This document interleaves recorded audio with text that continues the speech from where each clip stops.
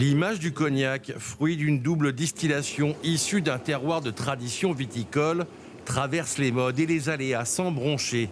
Les professionnels ont appris des crises du passé et la gestion du marché se fait toujours à long terme. Aujourd'hui, nous vendons 230 millions de bouteilles. Il y a 10 ans, nous étions à 117 millions et nous pensons qu'en 2035, nous allons être à 350 millions de bouteilles.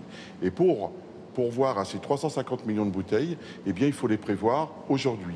L'enjeu de la filière cognac, c'est désormais de pouvoir répondre à la demande, une augmentation de 16% des ventes sur un an. Parmi les outils dont elle dispose, la réserve climatique.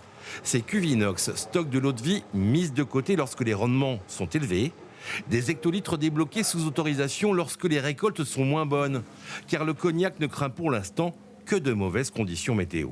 Ce déficit de production-là, au bout de la chaîne, c'est des bouteilles de cognac en moins sur les marchés. Donc bien évidemment, c'est un petit peu pour lisser ce déficit de production. Et c'est aussi une assurance, quelque part, la meilleure des assurances pour le viticulteur.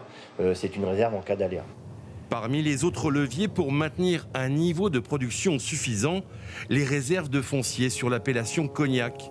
Elles permettent chaque année d'augmenter avec parcimonie les surfaces de nouvelles vignes. On est sur un rythme de croisière de l'ordre de 3 000 hectares pour aller jusqu'à environ 100-115 000 hectares. En tout cas, c'est l'objectif nécessaire pour accompagner notre croissance.